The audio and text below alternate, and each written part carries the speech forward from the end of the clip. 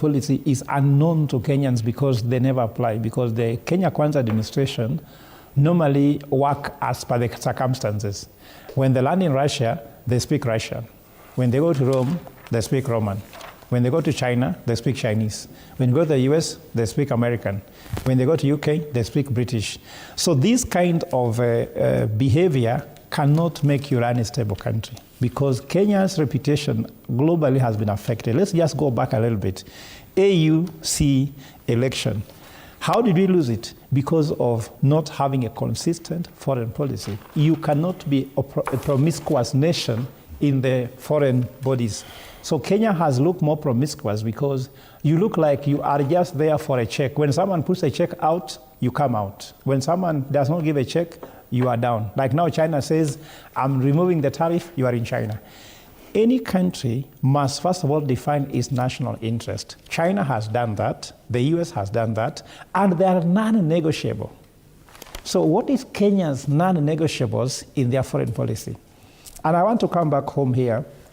I wrote a book called Solomonic Economics, and I crafted that if given a chance to run this country, I would just simply say, put Kenya first, and on the trade issues, go where, as a strategist, where Kenya has a competitive advantage, do protection economy. Where they have lack competitive edge, do free trade. So if you have that, that's what China did, that's what Japan did, that's what Korea did, that's what Singapore did. So they're able to grow without having problems with their foreign counterparts. So if you come to the present answer, I want to be honest here. When the president got the non-NATO ally status, many people criticized the president for having it. Now they have gone back to say that he has lost it. So we don't know what Kenyans actually are. Let's just go to say there are benefits of getting this status. That's why people are feeling that these status are being threatened. We have not yet lost them, but there's a threat it might be lost. Now, according to me, the president should focus on what can he do now to get back to that status. Okay. First, the issues of human rights that he said he didn't answer, I can tell you, Americans don't care about those things. We saw they supported Mobutu Sese Seko when he was an oppressor in Zaire until he died. So only when he went against the American interest, which I think is commercial, isn't it, or even security issues, is when Americans went against him. So the president should know that Americans don't care too much about those human rights, because even when they were doing those non-NATO status, the human rights issue was already in Kenya. So he just needs to focus on how does he balance, the issue is balance, the interest with China and the interest of the US, and it is purely commercial and security, geopolitics. And that probably many Kenyans would know. Professor Fred Ogola has voiced strong concerns about Kenya's leadership, warning that the country seems to be moving without a clear plan. Speaking on Morning KF TV 47, he called for greater transparency in government programs and consistent in the country's foreign policy. One of his main criticisms was aimed at the Hustler Fund, a government initiative meant to provide affordable loans to small businesses and individuals. Professor Ogola questioned its transparency and accountability, saying most Kenyans do not know who runs the fund, where its offices are located, or how to report a problem. He argued that if money is lost or transactions fail, citizens have no clear place to seek help. His remarks have reignited debate over how the Hustler Fund is managed, whether it is truly accessible to ordinary Kenyans, and if a proper system exists to protect public funds and public trust. Prof. Ogola also expressed worry over Kenya's foreign policy, saying the country is taking on too many positions without a clear long-term strategy. He pointed to the involvement in Haiti, ties with China, role in the Democratic Republic of Congo conflict, and the talks with the rebel groups like Rapid Support Forces of Sudan as a sign of a confused approach. He said Kenya appeared to be trying to please everyone internationally without first defining its own priority. On Kenya's relation with the United States, Prof. Ogola noted the mixed public reaction.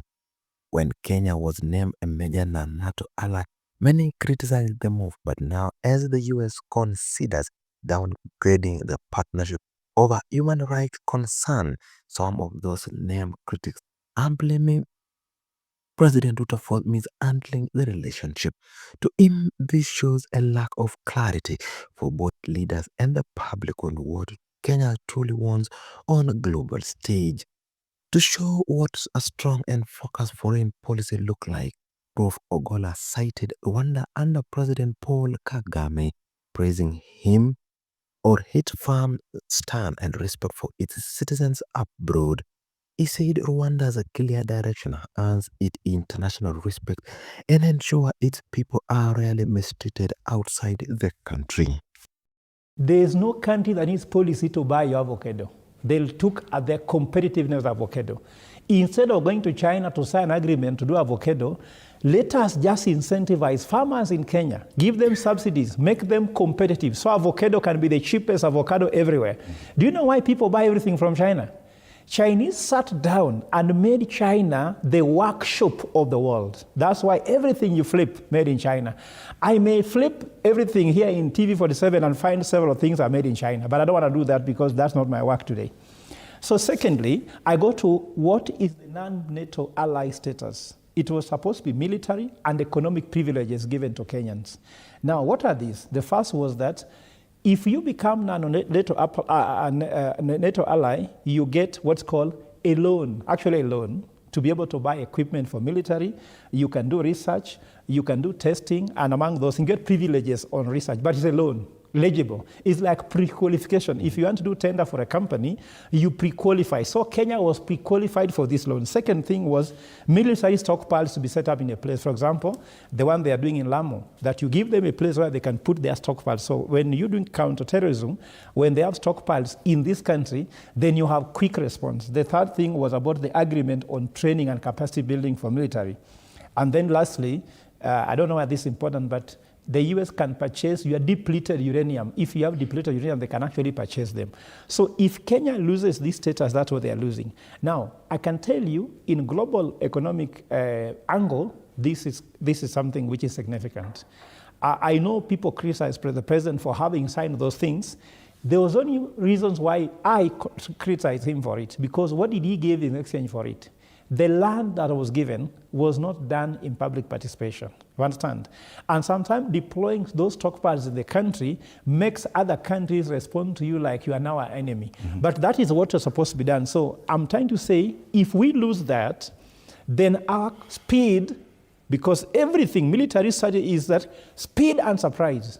With speed and surprise, we beat anybody. Just like when I was doing kickboxing, what you do is, before the guy realizes that he's being beaten, he's on the ground. So in having the military stockpiles in the country, having all these bases, having well-trained and equipped military gives you an edge. And I want to say that normally, a friend is not a friend you drink beer with. A friend that you have suffered with, for example, if I go to jail with you, and we're in a cell for 48 hours, when I'm just looking at your face, you're looking at me. When there's no food, I look at you. You become a friend than if you drink beer in the bar. That's why when these bomb blasts took place in Kenya, Kenya mourned at the same time Americans mourned. And because Kenya and Americans mourned, it actually escalated the relationship between the US and Kenya. And I'll tell Mr. President, it is easy to balance the relationship between China and the US. Jomo Kenyatta said that for us, we are non-allied. Mm-hmm. Non-allied does not make you look American or USSR. And I can tell him, that step by the founding father of the nation, let him go back and read his notes. And maybe from there, he can get it right. Thank you. Did the president go too much to the west and then flipped too fast to the east? Because that's the question people are asking. No. And I think the